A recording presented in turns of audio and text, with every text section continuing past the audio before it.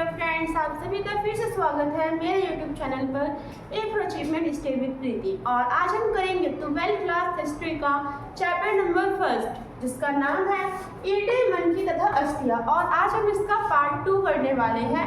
अगर आपने पार्ट 1 नहीं देखा है तो आप उसे देख लीजिए, वरना आपका वाला चैप्टर समझ में नहीं आएगा। तो चलिए और इसको करते। अब हमारे पास यहाँ पे अगला जो टॉपिक है वो है कि प्राचीन सत्ता। जैसे कि हमें पता है कि अगर कोई भी देश है, कोई भी ग्रुप है लोगों का, तो उसको चलाने के लिए हमें एक नेता जरूर चाहिए होता है। हमें कोई ना कोई पर्टिकुलरली ऐसा व्यक्ति जरूर चाहिए जो कि उन सबको हैंडल कर सके। तो इसी को लेकर कंफ्यूजन थी हड़प्पा सभ्यता से रिलेटेड कि वहाँ पे जो सत्ता थी वो आखिर में किसके हाथ में थी। क्या जो सत्ता थी वो लोगों के हाथ में थी या फिर कोई राजाओं के हाथ में थी या फिर राजा के हाथ में थी। तो इस तरीके से हमें यहाँ पे 3 विकल्प देखने को मिलते हैं, जिसमें पहले बताता है कि यहाँ पे कोई शासक है ही नहीं, मतलब कि यहाँ पे कोई राजा था ही नहीं। वहाँ पे जो शासन करते थे वो लोग करते थे, वो अपना काम स्वयं करते थे। अगला यहाँ पे क्या बताया कि अलग अलग राजा हुआ करते थे अलग अलग क्षेत्र के। जैसे पहले इंडिया में अलग अलग राज्य थे तो उनके अलग अलग राजा थे, तो वैसे ही यहाँ पे भी हुआ करता था। और लास्ट के हमने ऑप्शन क्या बताया है कि पूरी की पूरी जो हड़प्पा सभ्यता है उनका केवल एक ही राजा हुआ करता था। तो यहाँ पे इस प्रकार के 3 हमें बताए गए हैं। अब हम यहाँ पे क्या देखेंगे, 2 वर्ड्स का मतलब देखेंगे, प्रासद और मूर्ति। प्रसाद है क्या? प्रसाद मेनली यहाँ पे जो राजभवन है ना उसी को हम कहते हैं प्रसाद। और अगर हम बात करें मूर्ति, तो हमें हड़प्पा सभ्यता में पुरोहित राजा की एक मूर्ति मिली है, जिससे आपका अक्सर क्वेश्चन आता है कि जो पुरोहित जो राजा है वो किससे संबंधित है। तो ये हड़प्पा सभ्यता के शासक से संबंधित है। यहाँ पे ये बताया जाता है कि जब पुरोहित राजा एक ऐसा राजा है जो कि पंडित भी था।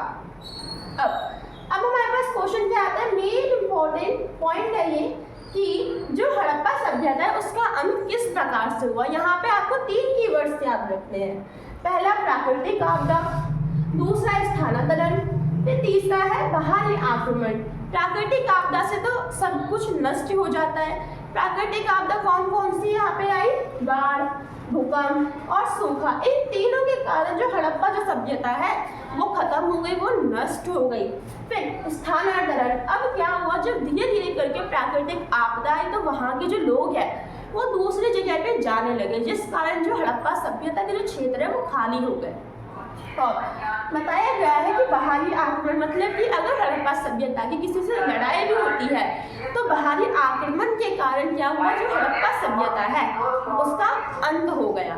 तो इतना आपको समझ में आ गया होगा। अब हम यहाँ पे क्या जानेंगे कि हड़प्पा सभ्यता की वर्तमान में खोज किस प्रकार से हुई।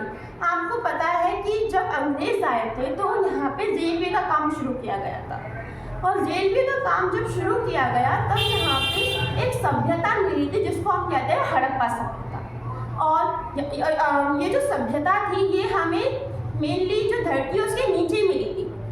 अब इससे हम ये पता लगा सकते हैं कि ये जो सभ्यता ये हमें धरती के नीचे मिली, मतलब कि यहाँ पे भूकंप जरूर आया होगा, जिस कारण ये क्या हुआ, धरती के नीचे चली गई। जिस तरीके से पेट्रोल डीजल बना उसी तरीके से हड़प्पा सभ्यता भी नीचे चली गई थी। तो यहाँ पे सबसे पहले हम पढ़ेंगे कलिंगम का भ्रम।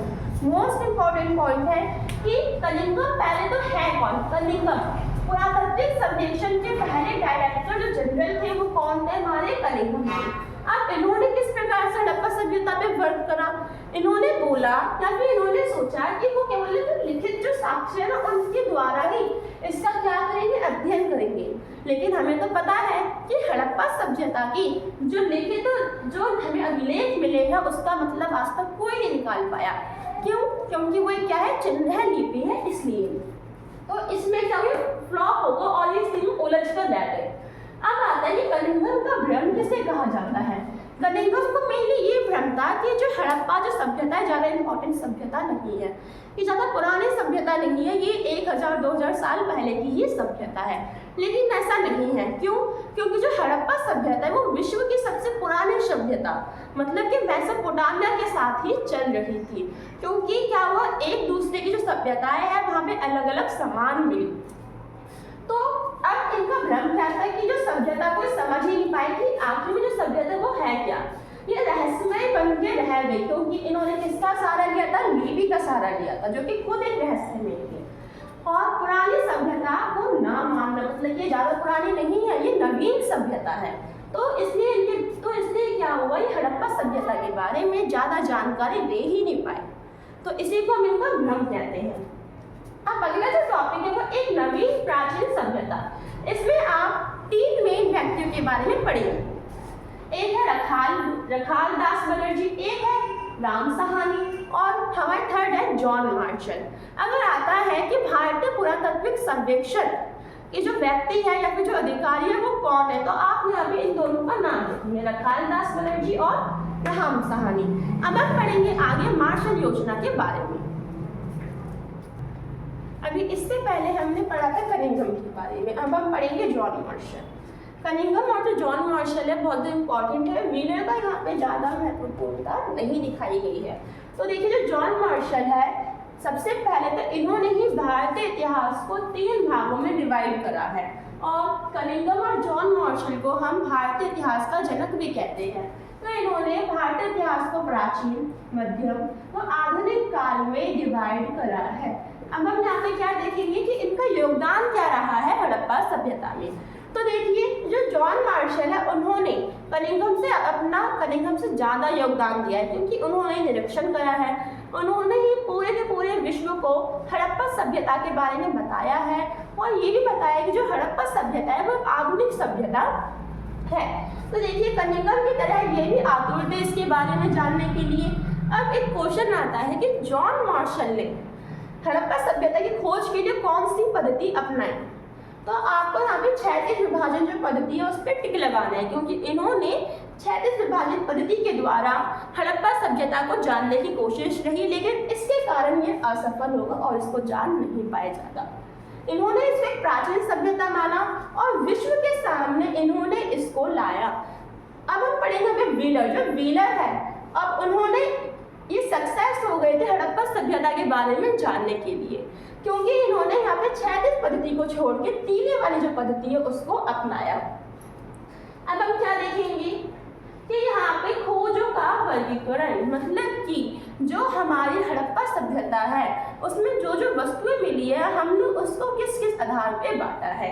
पहले तो आता है कार्य, मीन्स जो जो वस्तु हमें मिली है उनका काम क्या, जैसे कि हमें मुद्रा मिली है और हमें यहाँ पे पत्थर मिले हैं, और अगर हमें बर्तन मिले हैं, शवाधान मिले, विलासिता की वस्तुएं मिली हैं, तो इनका जो कार्य है ना, तो इनका कार्य के अकॉर्डिंग डिवीजन किया गया। और सेकंड ये किस धातु से बनी है, कि किस वस्तु से बनी है, तो उसके आधार पे भी हमने क्या करा, इसका वर्गीकरण करा है। अब आता है व्याख्या की समस्या कि हम हड़प्पा सभ्यता को आज तक व्याख्यात क्यों नहीं कर पाए, क्योंकि उसकी जो लिपि वो रहस्यमय लिपि, उसके बारे में हम आज तक नहीं जान पाए। क्यों? क्योंकि वो चिन्ह लिपि है, उसमें अलग अलग चिन्ह होते, तो अलग अलग चिन्हों का अलग अलग मीनिंग होता था। ये वर्णमाला वाली जो लिपि है वो नहीं थी। यहाँ पे नेक्स्ट बताया गया मुद्रा।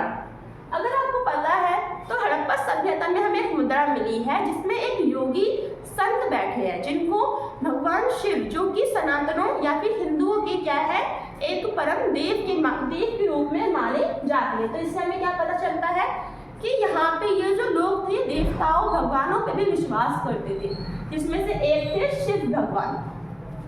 यहाँ पे हमें कई प्रकार की मूर्तियाँ भी मिली हैं। अब मूर्तियाँ कौन कौन सी मिली है, यहाँ पे आपको 2 मूर्तियों के नाम याद रखते हैं। एक है मार्ट देवी मूर्ति।